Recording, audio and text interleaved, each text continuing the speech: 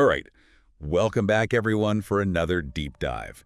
This time, we're going to be taking a look at Stalker 2, Heart of Chornobyl, Bear Gaming TV23. He gave us a review.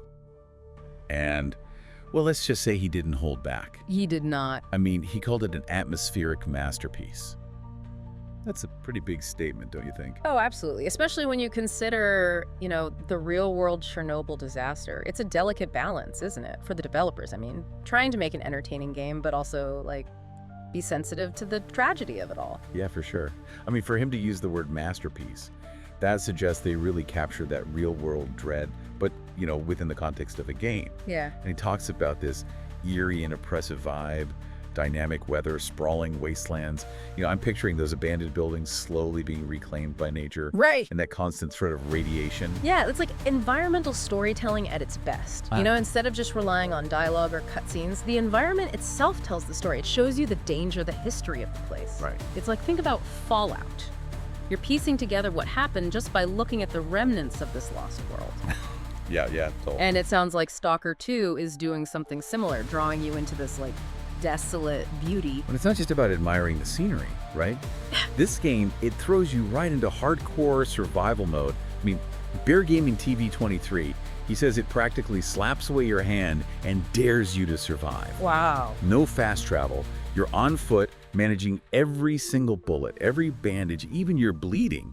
What really stood out to me was he described the survival mechanics as frustratingly satisfying. So what is it about these mechanics that's so frustrating, but at the same time keeps you coming back for more? Well, I think that's kind of the whole point of hardcore survival games, isn't it? It's this constant push and pull. The frustration, it probably comes from having to plan everything so meticulously. The environment is unforgiving. You always have to be aware, one wrong move and you're dead. But then you find that one crucial item you need.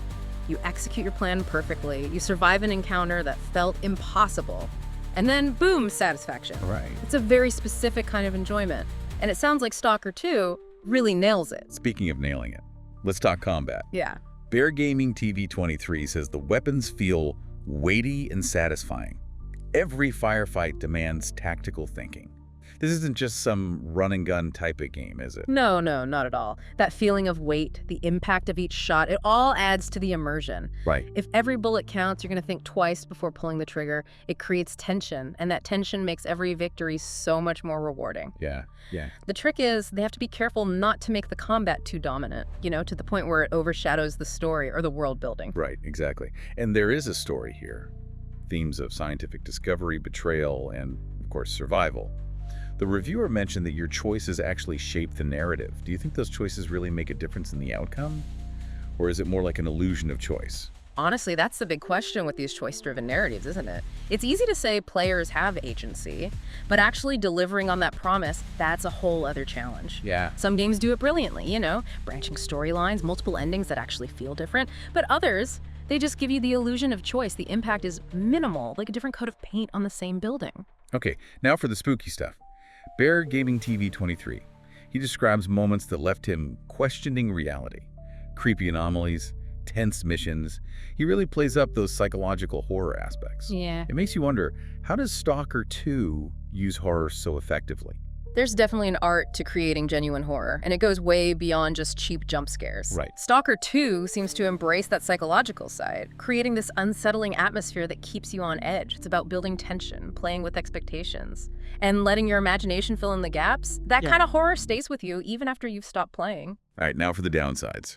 He mentioned some pretty significant technical issues. Frame drops, glitches, textures popping in and out. Oh, no. Sounds like these problems really took him out of the experience. That's a shame.